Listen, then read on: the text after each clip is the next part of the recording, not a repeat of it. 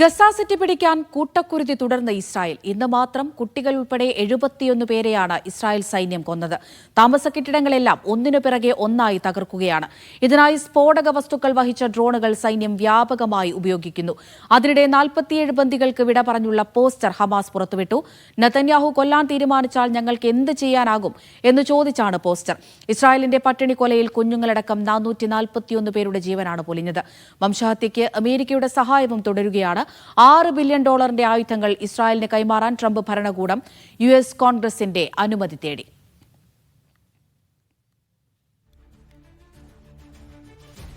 MCA Nasar ദുബൈയിൽ നിന്ന് വിവരങ്ങൾ നൽകാനായി ചേരുന്നുണ്ട്. നാസർ, കഴിഞ്ഞ ദിവസങ്ങളിലൊക്കെ കണ്ടതുപോലെ അതിക്രൂരമായ ആക്രമണങ്ങൾ തുടരുകയാണ് ഇസ്രായേൽ ഇപ്പോഴും.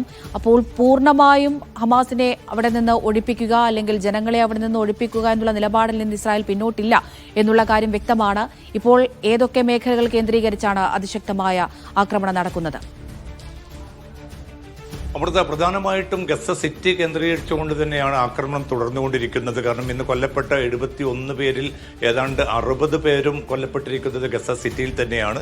ഖാൻ യൂനിസ്, ദർബലാഹ് ഉൾപ്പെടെയുള്ള പ്രദേശങ്ങളിലേക്ക് കൂടി ആക്രമണം കൂടുതൽ വ്യാപിപ്പിച്ചിട്ടുണ്ട്.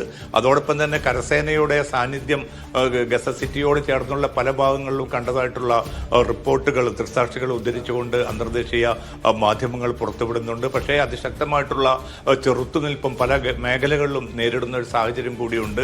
എന്തായാലും അല്പം മുമ്പാണ് ഇന്ന് ഹമാസിൻ്റെതായിട്ടുള്ള ഒരു പോസ്റ്റർ അവർ പുറത്തിറക്കിയിരിക്കുന്നത്. അതിൽ 47 ബന്ദികളുടെ ചിത്രങ്ങളുണ്ട്. അവർക്ക് വിട പറഞ്ഞുകൊണ്ടുള്ള ഒരു ഫെയർവെൽ പിക്ചർ എന്ന അർത്ഥത്തിലാണ് ഈ ചിത്രം പുറത്ത് വിട്ടിരിക്കുന്നത്. കാരണം നെതന്യാഹു ഏതായാലും ഇവരെ കൊല്ലപ്പെടുത്താൻ തീരുമാനിച്ച സാഹചര്യത്തിൽ തങ്ങൾക്കിനി അവരുടെ സുരക്ഷയുമായി ബന്ധപ്പെട്ട് ഒന്നും ചെയ്യാനില്ല എന്ന ഒരു പ്രതികരണത്തോടു കൂടിയാണ് ആ പോസ്റ്റർ പുറത്തിറക്കിയിരിക്കുന്നത്. ഈ 47 പേരിൽ എത്ര പേർ ഇപ്പോൾ ജീവിച്ചിരിപ്പുള്ള ബന്ദികളുണ്ട് എന്ന കാര്യത്തിൽ വ്യക്തതയില്ല.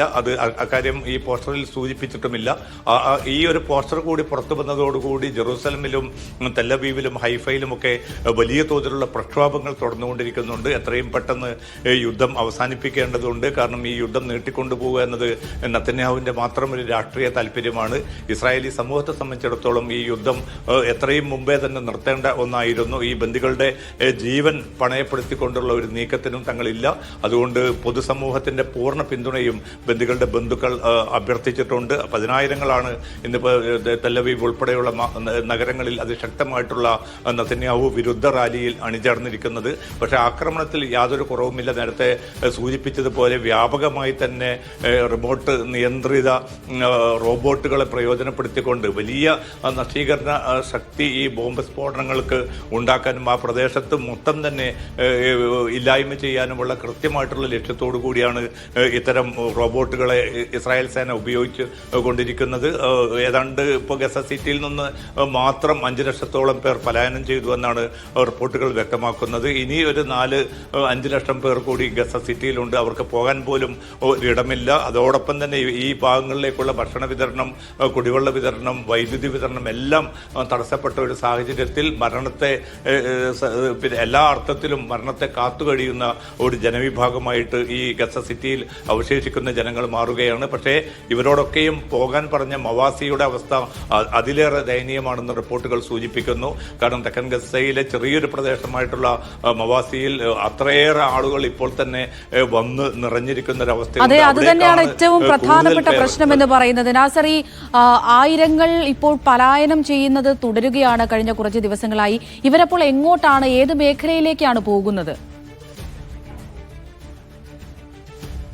അവിടുത്തെ ഇതിൽ പിന്നെ ഇസ്രായേൽ നിർദ്ദേശിച്ചു കൊടുത്തിരിക്കുന്ന ഒരൊറ്റ കേന്ദ്രം മാത്രമാണുള്ളത്. അത് തെക്കൻ ഗസയിലെ മവാസി കേന്ദ്രമാണ്. ആ മവാസി എന്ന് ഞാൻ നേരത്തെ സൂചിപ്പിച്ചതുപോലെ വളരെ ചെറിയൊരു പ്രദേശത്തേക്കാണ് ഇപ്പോൾ ലക്ഷങ്ങൾ, കാരണം ഇത് വടക്കൻ ഗസയുടെ പല ഭാഗത്തു നിന്ന് ഗസ സിറ്റിയിൽ നിന്നൊക്കെ ആളുകൾ പലായനം ചെയ്യുന്നു. പക്ഷെ അവർ ഉൾക്കൊള്ളാൻ പറ്റാത്ത വിധത്തിൽ പിന്നെ ജനസാന്ദ്രത അത്രയേറെ വർദ്ധിച്ച ഒരു കേന്ദ്രമായിട്ട് ഇവിടെ മാറിയിരിക്കുന്നു. ഈ ഭാഗങ്ങളിലേക്കും ആക്രമണം തുടരുന്നു എന്നതാണ് പിന്നെ നാം ശ്രദ്ധിക്കേണ്ട ഒരു വസ്തുത. വസ്തുത. അത് മാത്രമല്ല, ഈ രക്ഷപ്പെട്ട് പ്രാണരക്ഷാർത്ഥം ഓടുന്ന മനുഷ്യരെയും അതിൽ കുട്ടികളും സ്ത്രീകളും ഒക്കെയുണ്ട്. അവർക്കെതിരെയും ഇന്ന് പല ഘട്ടങ്ങളിലായിട്ട് വെടിവെപ്പ് നടന്നു. അതിൽ നിരവധി കുട്ടികൾ മരണപ്പെട്ടതായിട്ടുള്ള റിപ്പോർട്ടുകൾ കൂടി പുറത്തു വരുന്നുണ്ട്. അപ്പോൾ എല്ലാ നിലക്കും ഈ കെട്ടിടങ്ങളും പിന്നെ വസ്തുവകകളും പിന്നെ തകർക്കുക എന്നത് മാത്രമല്ല, ഈ മനുഷ്യരാശിയെ ഒന്നടങ്കം തന്നെ പിന്നെ ഉന്മൂലനം ചെയ്യുക എന്ന കൃത്യമായിട്ടുള്ള ആസൂത്രിതമായിട്ടുള്ള വംശഹത്യ തന്നെയാണ് ഇന്നത്തെ സൈനിക നടപടികളൊക്കെയും നാം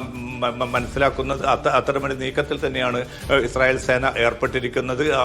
ഏതെങ്കിലും അർത്ഥത്തിൽ ഈ ജനങ്ങൾക്ക് ഉപകരിക്കുമാറുള്ള സംവിധാനങ്ങൾ, കുടിവെള്ളമോ ഭക്ഷണമോ മറ്റു വിതരണത്തിനുള്ള ഒരു സംവിധാനവും ഇല്ല. ഈ തീരദേശത്തോട് ചേർന്നുള്ള ആ റോഡ് പൂർണ്ണമായി തന്നെ ഈ പ്രയാണം ചെയ്യുന്ന ആളുകളെ കൊണ്ട് നിറഞ്ഞിരിക്കുകയാണ്. ശ്മശാനത്തിൽ വരെ പിന്നെ താൽക്കാലിക ടെന്റുകൾ പണിയാനുള്ള സംവിധാനം പോലും ഇല്ല എങ്കിൽ പോലും അവിടെയും ആയിരങ്ങൾ ചേക്കേറുന്ന ഏറ്റവും ഹൃദയ ഭേദകമായിട്ടുള്ള ഒരു അവസ്ഥയിലൂടെ തന്നെയാണ് ഇന്നത്തെ ദിവസവും കടന്നു പോകുന്നത്. അമൃത.